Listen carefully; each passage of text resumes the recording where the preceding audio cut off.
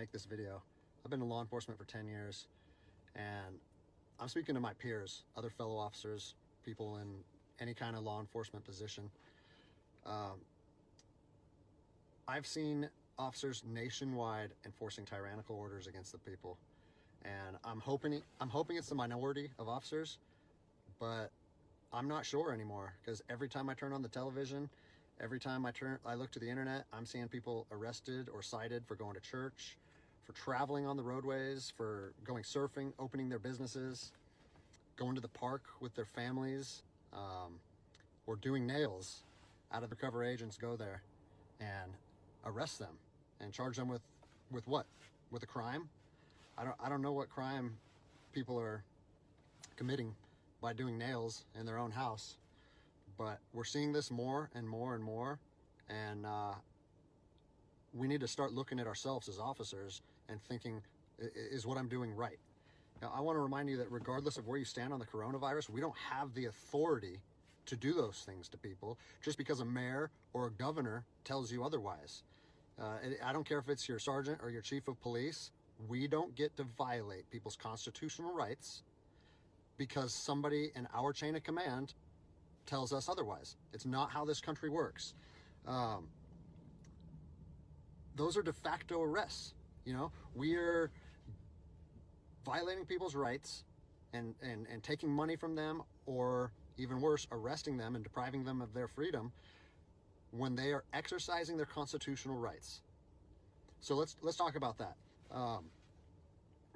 Let's read something right here off of the Declaration of Independence. All men are created equal. Among these, we have the right to life, liberty, and the pursuit of happiness. That to secure these rights, governments are instituted among men, deriving their power from the consent of the governed, meaning our power and any government official's power is derived from the people. Okay, we don't hold power over our citizens. It's contradictory to everything that our country stands for. And this is what I'm seeing. First Amendment rights, telling people they can't go to church, freedom of religion. Okay, telling people they can't protest, freedom of assembly. Fourth Amendment violations, illegal traffic stops to check for papers. What are you, the Gestapo? Is this 1930s Nazi Germany? You don't get to stop people unless you have reasonable suspicion or probable cause that they have committed a crime. And I know people that have personally been stopped saying, we want to see papers showing that you're essential.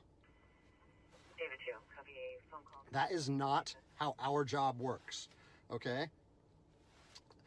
What really has been pissing me off lately is the fact that these officers that are going out here and enforcing these tyrannical orders, what they're doing is they're making my job and my safety, or they're putting my job and my safety at risk.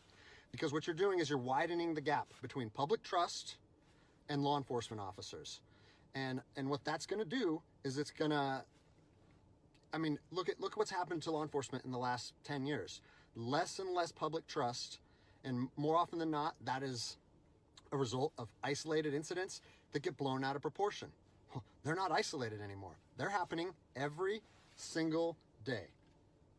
And the thing that I want you guys to realize is that our power that we hold as law enforcement officers, it's nothing more than a facade. It's a badge and a gun. And people, you don't realize, if you haven't lived in anarchy, if you haven't seen combat, things can be stripped from people in a heartbeat. And that's what I'm afraid of. I'm afraid that these actions are going to wake a sleeping giant, i.e. the American people, okay? They are going to be put in a position where they won't have their rights trampled anymore. And us as law enforcement officers, we'll have our ability to enforce the law stripped from us in about 10 minutes, okay? I think what is going to happen if this continues is we're going to see bloodshed in the streets, okay? I don't want to see bloodshed in the streets on either side of this coin. I don't want to see fellow officers get injured or killed, and I certainly don't want to see citizens get injured or killed. And I promise you, most of you out there doing these these tyrannical acts against our citizens, you're not ready for combat. You're not mentally or physically ready for combat in the first place. I promise you, you don't want to go through that, and I hope I never have to go through that again. You know, you don't get to just say, well, I'm doing this because I was told to do so, or I'm following orders, or I need to keep this job. Guess what? I need to keep this job more than anybody. I have 3 young children. I have 2 houses. Like, I have the same sob story that the rest of you guys have. But my personal choices and my living arrangements, no matter what they are, don't allow me to trample on people's rights. And I don't understand why that concept is so hard for people to understand. Listen, you need to stand up for what's right. You need to, if you're part of a department or an agency that is asking people or asking their officers or their deputies to impose on people's rights and infringe on their freedoms, you need to step up and say, no, that's not me. That's not what I signed up for, and that's going against my oath. And if that costs you your job, so be it. At least you'll be able to look at yourself in the mirror at night.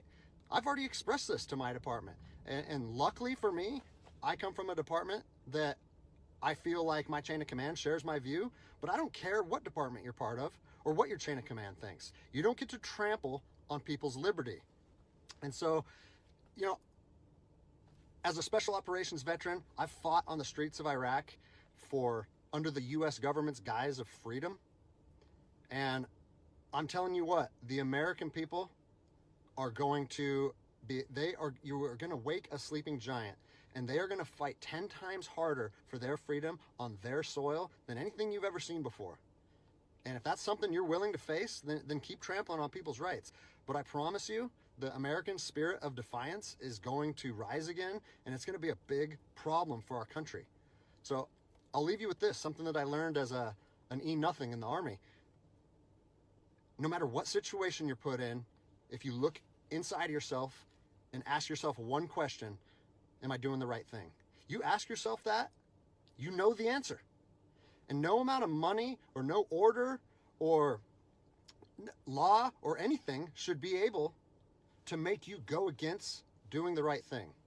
So I'm imploring officers to look inside themselves and ask themselves, is this what I want to be doing to my citizens?